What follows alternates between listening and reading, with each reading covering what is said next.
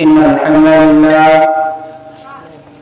الحمد لله نحمده ونستعينه ونستغفره ونؤمن به ونتوكل عليه ونعوذ بالله من شرور أنفسنا ومن سيئات أعمالنا من يهده الله فلا مضل له ومن يضلله فلا هادي له ونشهد أن لا إله إلا الله وحده لا شريك له ونشهد أن محمدا عبده ورسوله أرسله بالحق بشيرا ونذيرا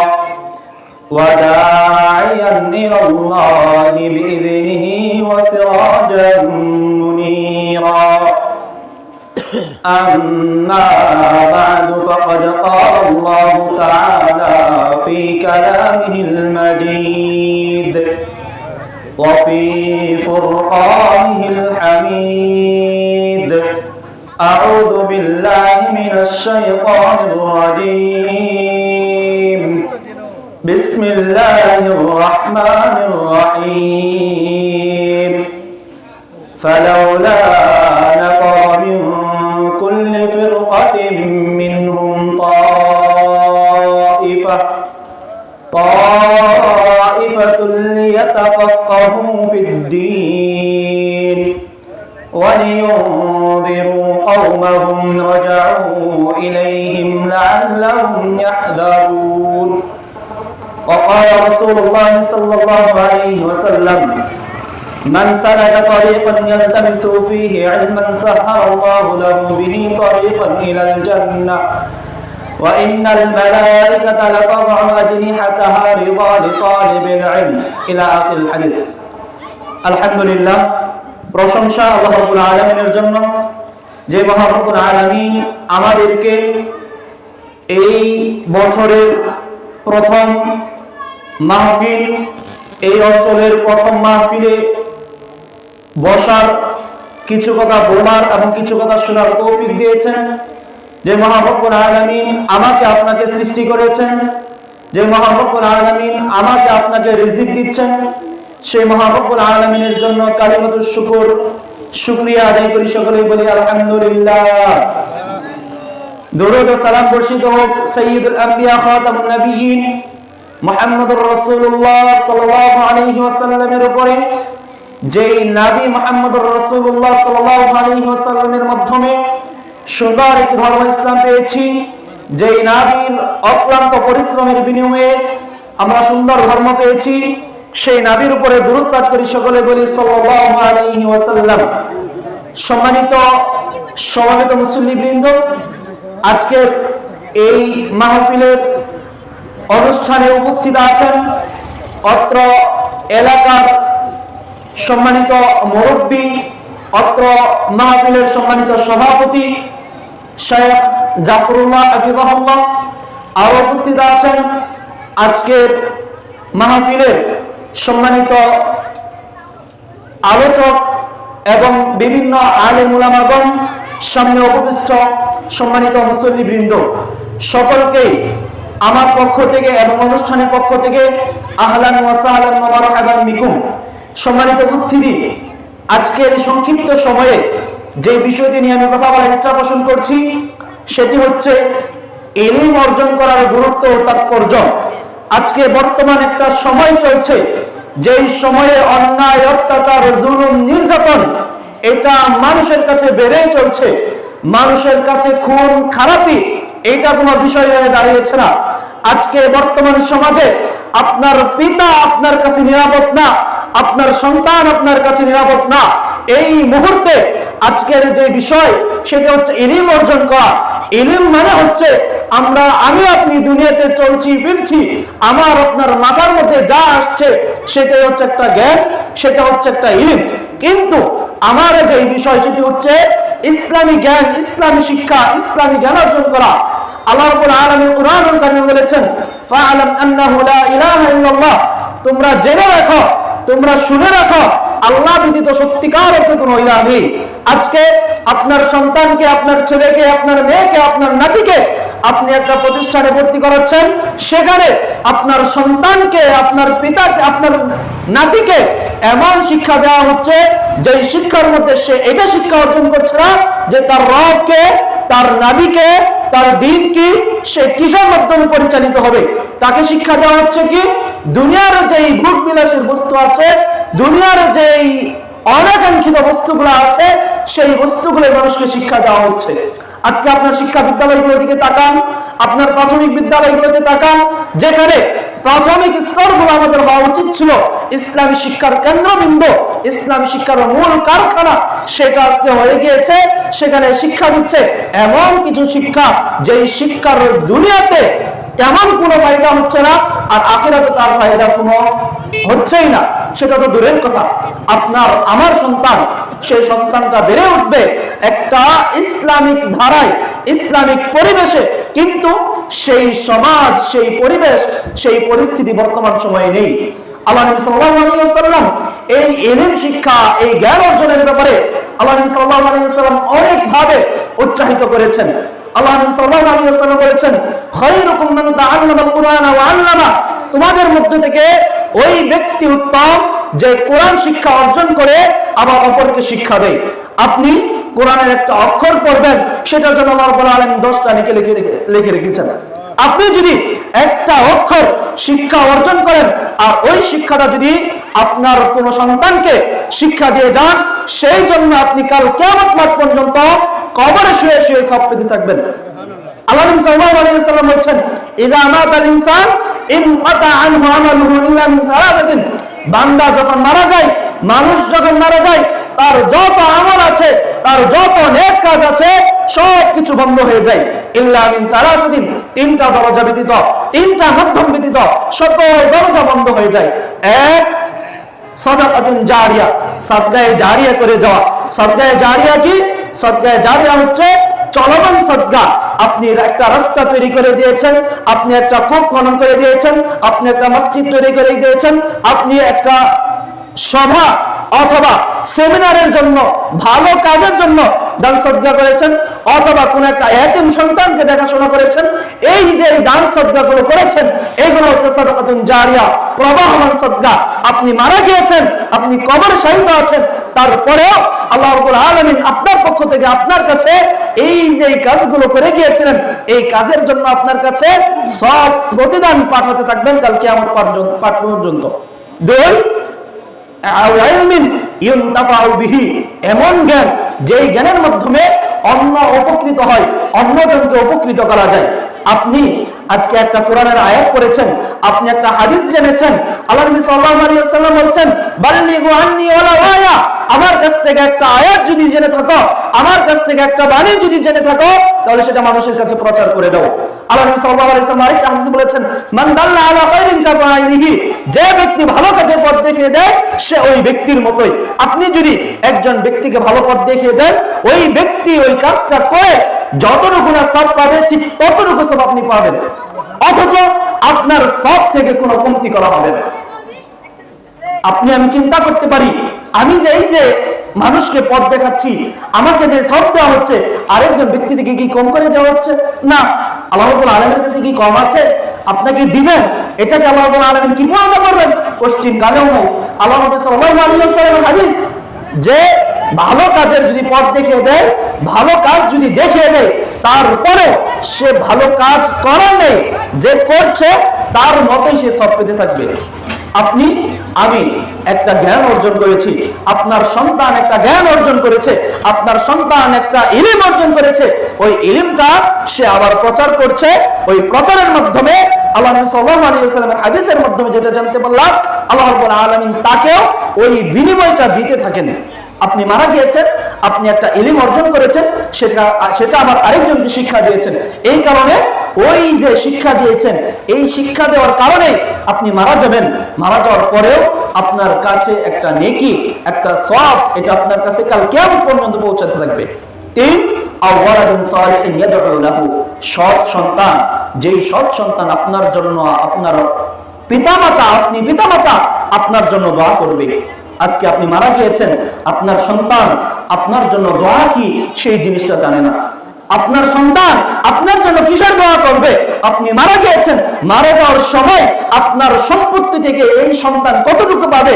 আপনাকে দাফন করে নাই, আপনাকে কাফন করে নাই, আপনাকে এখনো পর্যন্ত কবরে নিয়ে যায় নাই, তার আগেই সম্পত্তি ভাগাভাগি নিয়ে তারা ঝগড়া লেগে যাচ্ছে।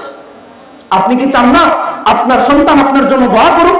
আপনি কি চান না আপনার সন্তান দোয়ার মাধ্যমে আপনি শুয়ে শুয়ে কাল কিয়ামত পর্যন্ত সওয়াব হাসিল করেন? আপনি যদি চান আপনার সন্তানকে এমন একটা ইলম শিক্ষা দিন, এমন একটা জ্ঞান শিক্ষা দিন, যে শিক্ষা তার বাস্তব জীবনে প্রয়োগ করে সে কাল কিয়ামত পর্যন্ত ওই শিক্ষার মাধ্যমে সে আলোকিত হতে থাকবে। কিন্তু আফসোস, আমরা আজকে মুসলিম সমাজ, মুসলিম পরিবার, কিন্তু আমার মুসলিম সমাজের মাঝে, মুসলিম পরিবারের মাঝে মুসলমানের যেই পরিচয়, সেই পরিচয়টা পাওয়া যাচ্ছে না। আমার সন্তানকে আমি ইসলামী শিক্ষাই দিচ্ছি না, এই কারণে দেখেন আজকে সন্তানের হাতে তার পিতামাতা খুন হচ্ছে, সন্তানের হাতে পিতামাতা খুন হচ্ছে। এই তো কিছুদিন আগের ঘটনা, এই তো বৈলনের একটা ঘটনা।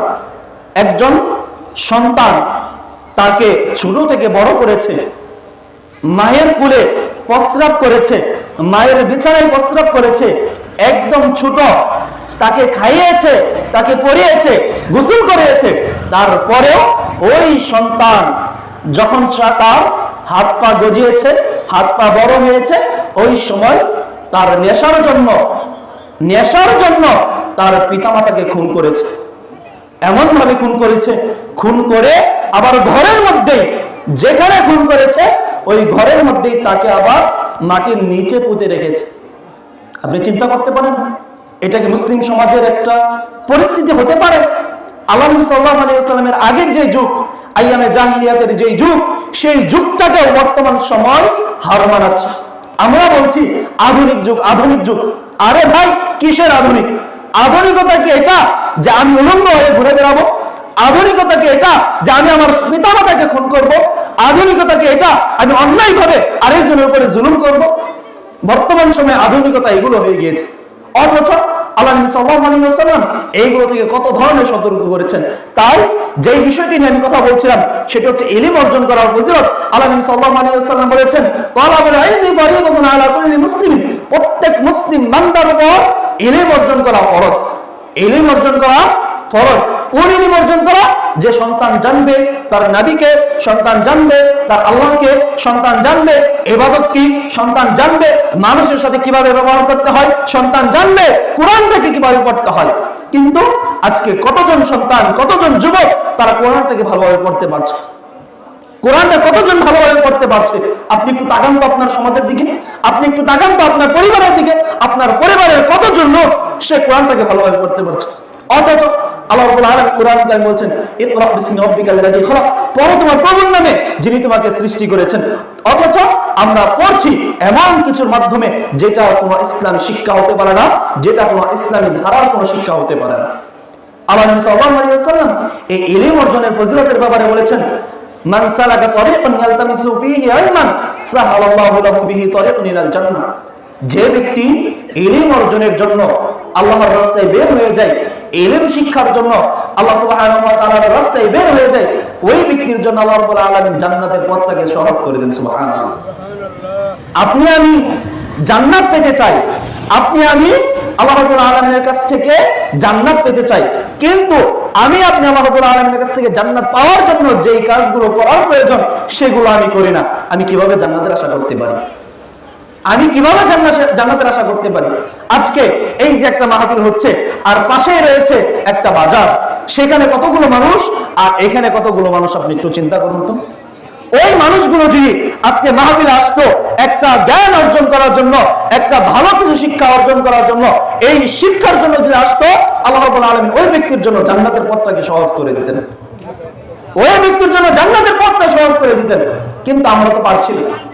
শুধুমাত্র জান্নাতের পথ সহজ করে দেওয়া এটা নয়, ওয়া ইন্নাল মালায়েকাতা লাতাদউ আজনিহাতাহা লিতালিবিল ইলম, আর ওই যে যারা জ্ঞান অর্জন করার জন্য এসেছে, ওই যে যারা ইলম অর্জন করার জন্য এসেছে, ওই ব্যক্তিদের জন্য জান্নাত, ওই ব্যক্তিদের জন্য যত ধরনের ফেরেশতা আছে তাদের ডানাগুলোকে রাস্তার মধ্যে ওই ছাত্রের জন্য, তালিবুল ইলমের জন্য বিছিয়ে দেন।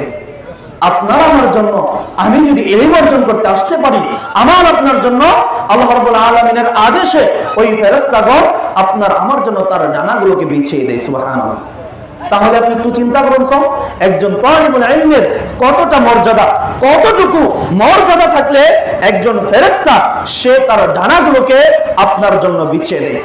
শুধু তাই নয়, আল্লাহ নবী সাল্লাল্লাহু আলাইহি ওয়াসাল্লাম এই হাদিসের শেষাংশে বলছেন যে সকল কিছুই তালিবুল ইলমের জন্য দোয়া করে, এমনকি হাত্তাল হিতামু ফিল মা, পানির মধ্যে যে মাছ আছে সেই মাছটাও আপনার জন্য, তালিবুল ইলমের জন্য দোয়া করে। সুবহানাল্লাহ।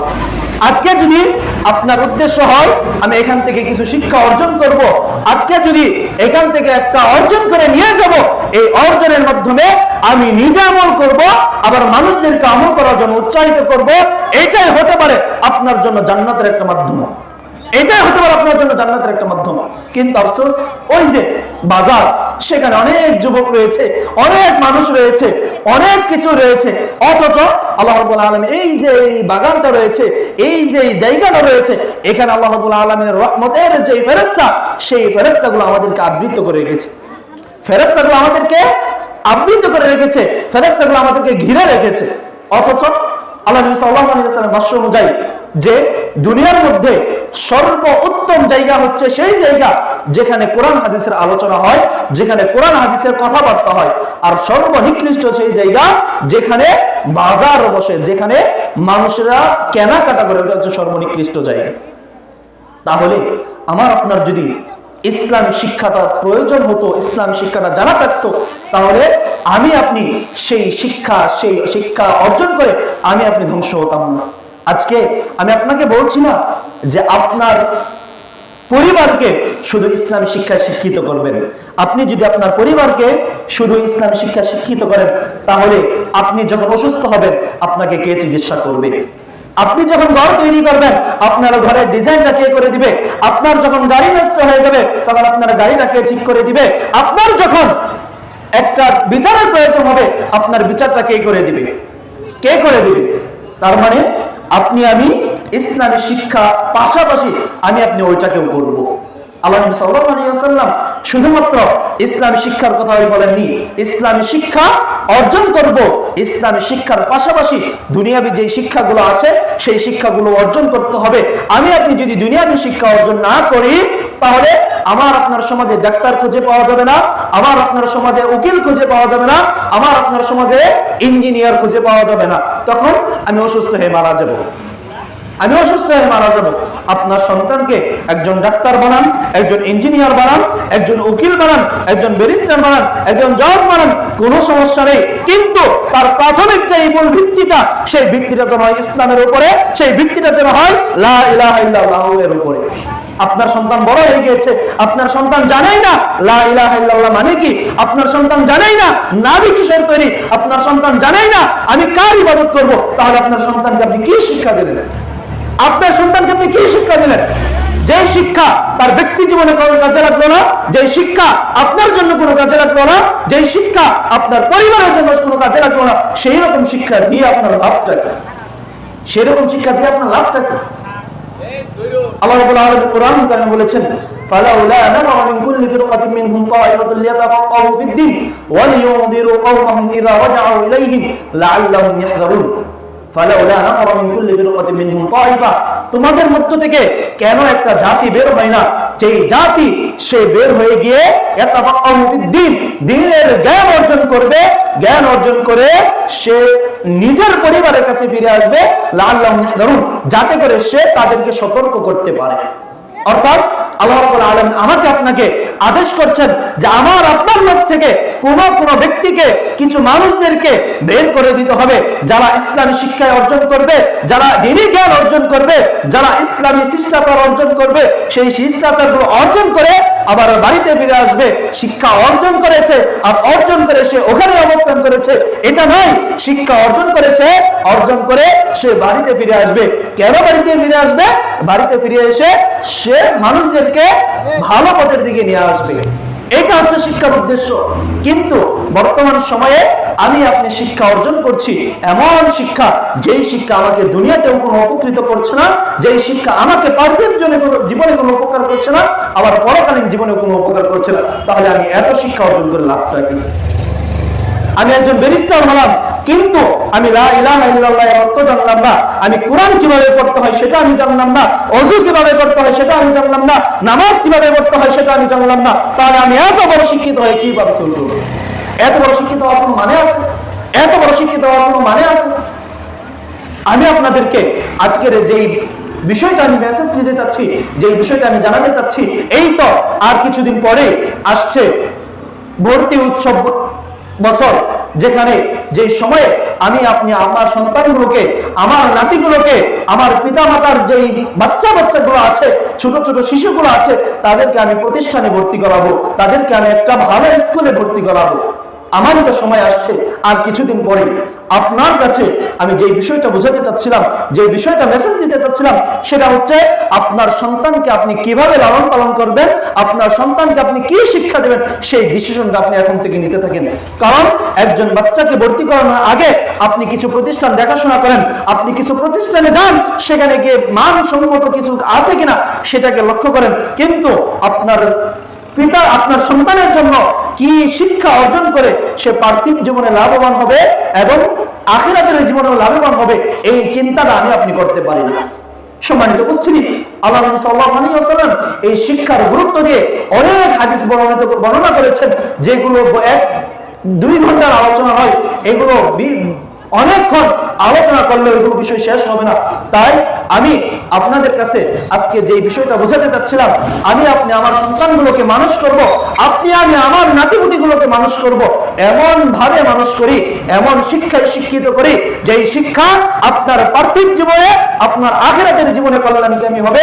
এমন শিক্ষায় শিক্ষিত না করি যেই শিক্ষা আপনার পার্থিব জীবনে কোনো লাভবান করবে না, আবার আখিরাতের জীবনেও কোনো লাভবান করবে না। আল্লাহ নবী সাল্লাল্লাহু আলাইহি ওয়াসাল্লাম এই উম্মতের মাঝে এসেছেন একজন শিক্ষক হিসাবে, একজন শিক্ষক হিসাবে তিনি আমাদের কাছে এসেছেন।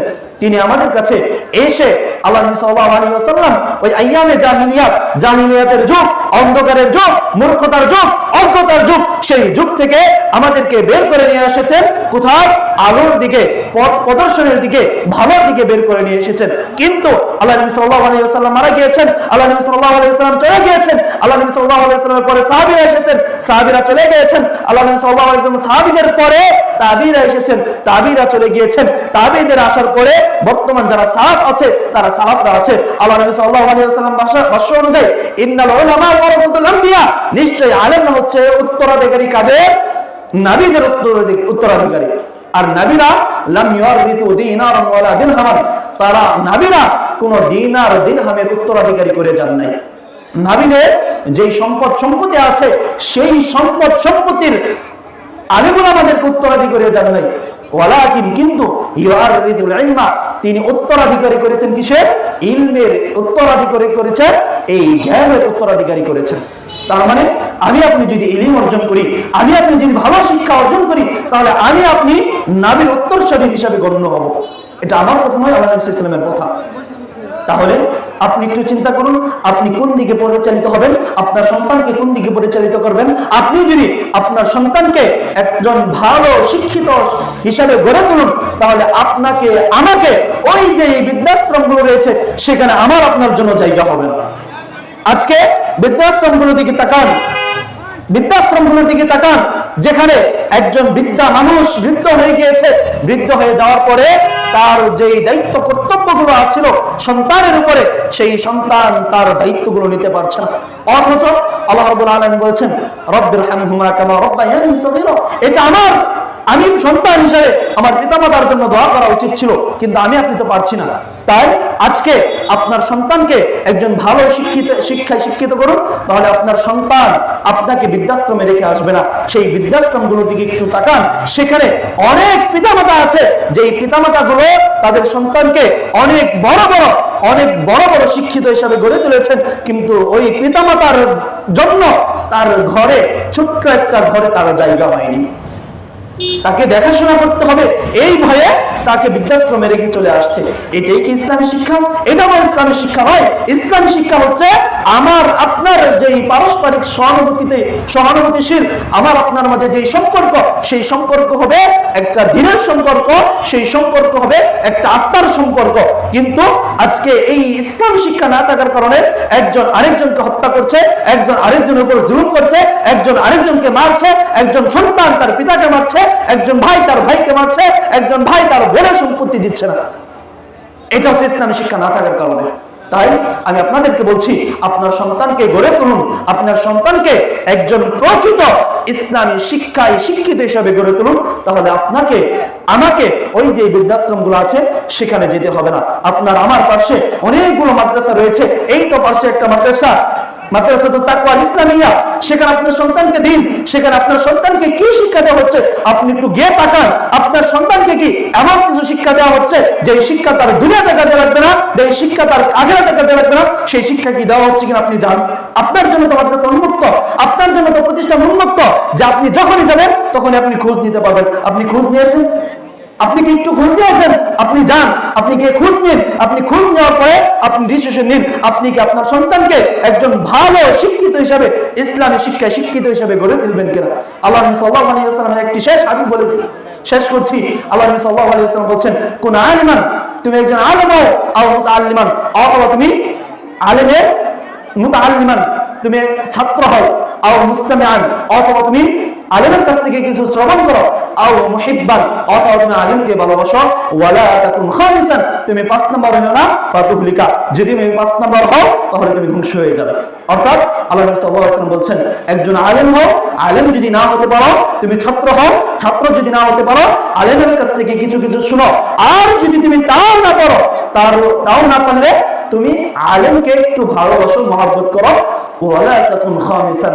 এই যে 4টা যে জিনিস, আলেম হওয়া, ছাত্র হওয়া, শ্রবণকারী হওয়া, ভালোবাসাকারী হওয়া, এই 4টা ব্যতীত ওয়ালা তাকুন খামিসান, 5 নাম্বারটা তুমি হও না, ফাতুহলিকা, তাহলে তুমি ধ্বংস হয়ে যাবে। আমি আপনি কি চাই ধ্বংস হতে? আমার এখানে প্রতিষ্ঠান রয়েছে, আমার ছাত্র হওয়ার যোগ্যতা এখন নেই, আমি আলেম, আমার এই যোগ্যতা আমার নেই, আমি মুস্তামিয়ান শ্রবণকারী হবে এই সময় আমার নেই, কিন্তু আমার তো এই সময়টা রয়েছে, আমি মুহিব্বান ভালোবাসাকারী হব, আমি তাদেরকে ভালোবাসবো, ছাত্র যারা আছে তাদেরকে মহব্বত করব, উস্তাদ যারা আছে তাদেরকে মহব্বত করব, আলেম যারা আছে তাদেরকে ভালোবাসবো। এই যোগ্যতা, এই সময়, এই জিনিসটা তো আমার মাঝে আপনার মাঝে আছে। এই জিনিসটাও যদি আমার আপনার মাঝে না থাকে, তাহলে 5 নাম্বারটা যদি হয়ে যায়, আমি ধ্বংস হয়ে যাব। আপনার ডিসিশন, আপনি কি একজন ভালো শিক্ষিত, ভালো আলেমকে ভালোবাসাকারী হিসেবে গ্রহণ করবেন, নাকি আপনি ধ্বংস হয়ে যাবেন, এটা আপনার ডিসিশন। তাই আজকে এই বক্তব্যের মাধ্যমে আমি অত্র এলাকার মানুষদেরকে যে বিষয়টি বোঝাতে চাচ্ছিলাম, আপনার সন্তানকে একজন ইসলামী শিক্ষায় শিক্ষিত হিসেবে গড়ে তুলুন। আপনার সন্তান আপনার জন্য কল্যাণকামী হবে, আপনার সন্তান আপনার জন্য দোয়া করবে, আপনার সন্তান আপনাকে দেখাশোনা করবে, আপনার সন্তান আপনার খোঁজ খবর নিবে। আপনাকে ওই বৃদ্ধাশ্রমগুলোতে গিয়ে পড়ে থাকতে হবে না, আপনাকে বৃদ্ধাশ্রমগুলোতে গিয়ে পড়ে থাকতে হবে না। আপনি আপনার সন্তানকে ইসলাম শিক্ষার পাশাপাশি আপনার দুনিয়াতে যে শিক্ষাগুলো আছে সেই শিক্ষাও দিন। আপনার সন্তানকে প্রাথমিক শিক্ষাটা যেন ইসলামী শিক্ষা হয়, সেই শিক্ষাটা আপনি নিশ্চিত করুন। আপনার সন্তান যেন কোরআনটা পড়তে পারে, সেই শিক্ষাটা আপনি নিশ্চিত করুন। আপনার সন্তান যেন নামাজ কিভাবে পড়তে হয় সেই শিক্ষাটা অর্জন করে আপনি সেটা নিশ্চিত করুন।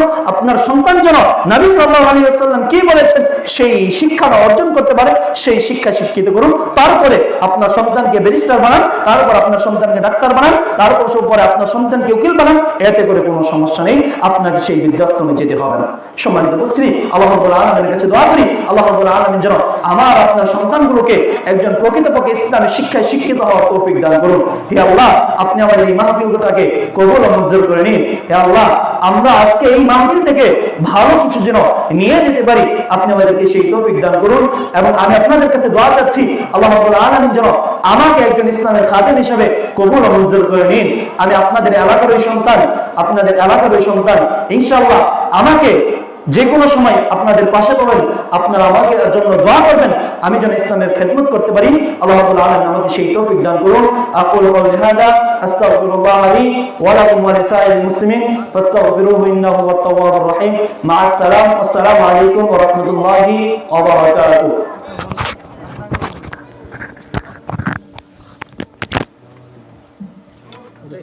এটা একটু ঘোষণা দিতে হবে।